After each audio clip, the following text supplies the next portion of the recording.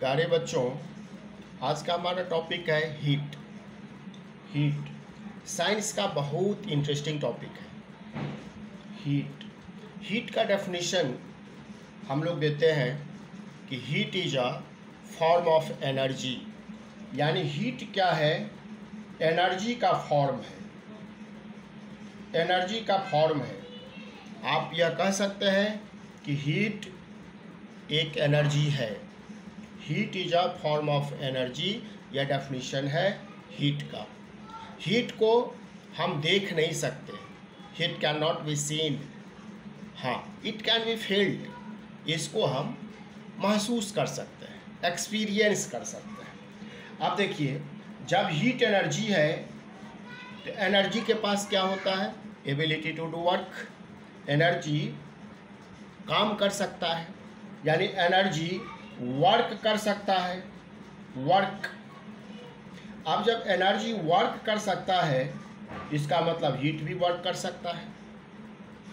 अब और वर्क कब होगा? जब मूवमेंट होगा। मूवमेंट का मतलब है कि कोई बॉडी है यहाँ पर, यदि ये कोई बॉडी है तो इस बॉडी को यदि यहाँ से उठा करके यहाँ रख दिया जाए तो ये मूवमेंट हुआ। ये मूवमेंट है। तो वर्क में जब तक मूवमेंट नहीं होगा, वर्क में जब तक मूवमेंट नहीं होगा, वर्क में जब तक डिस्प्लेसमेंट नहीं होगा, एक बॉडी को दूसरे जगह तक हम ले नहीं जाएंगे, तब तक वर्क होगा ही नहीं साइंस में, फिजिक्स में। तो इसीलिए हीट किसी भी बॉडी को एक जगह से दूसरे जगह तक डिस्प्लेस कर सकता है। अब हीट को, एनर्जी को, वर्क को किस तरह से हम रिलेट किए हैं, इसको समझिए। Heat is a form of energy. Energy का एक फॉर्म है, यानी हीट एक एनर्जी है। और एनर्जी को क्या कहते हैं? Energy has ability to do work. Energy work कर सकता है। और वर्क कब होगा?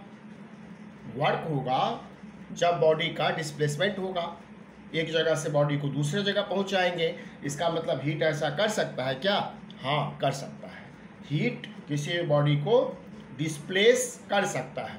इसका सबसे अच्छा एग्जाम्पल है किचन में।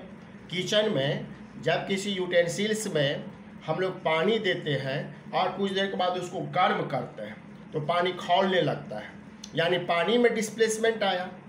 तो इस हीट मूवमेंट लाया, यानी हीट वर्क कर रहा है।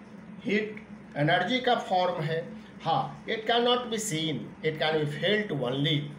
तो उम्मीद है कि ये आपको समझ में आया होगा। अब हम लोग यूनिट का चर्चा करें कि यूनिट्स का चर्चा करें कि भाई हीट का यूनिट क्या होगा, क्योंकि फिजिकल क्वांटिटी है, इसको मेजर करना है। फिजिकल क्वांटिटी को मेजर कर सकते हैं। तो कितना हीट, तो इसका आंसर आपको यूनिट इसके लिए चाहिए। तो इसका जो एसआई यूनिट होता है, हीट का एसआई यूनिट जूल होता है। जूल। हीट का एसआई यूनिट जूल। एनर्जी का एसआई यूनिट जूल। वर्क का एसआई यूनिट जूल। याद रखिएगा, joule is the SI unit of these physical quantities. Heat, energy, work, तीनों का एसआई यूनिट जूल है। और सीजीएस यूनिट का यदि बात करें, सीजीएस यूनिट, तो इसका सीजीएस यूनिट, हीट का सीजीएस यूनिट होता है calorie. Calorie. Calorie is the CGS unit of heat energy. अब एसआई यूनिट और सीजीएस यूनिट दोनों तो हम लोग समझ गए हीट का। इस दोनों में रिलेशन क्या है? दोनों में रिलेशन है कि 1C यानी 1 कैलोरी इजकल टू 4.2 जूल्स। तो अब कौन बड़ा यूनिट है? कैलोरी बड़ा यूनिट है। क्यों कैलोरी बड़ा यूनिट है? क्योंकि जब 4.2 जूल्स हीट एनर्जी एक साथ कंबाइन होगा तब 1 कैलोरी हीट एनर्जी बनाएगा। इसका मतलब है कैलोरी बिगर यूनिट है when it is compared with joule. और एक बात और याद रख लीजिए, 1000 कैलोरी मिल करके 1 किलो कैलोरी बनाता है। 1 किलो कैलोरी, यानी 1 kilo calorie equal to 1000 calories. उम्मीद करता हूँ कि हीट एनर्जी बहुत अच्छा से समझ में आ गया होगा। Thank you.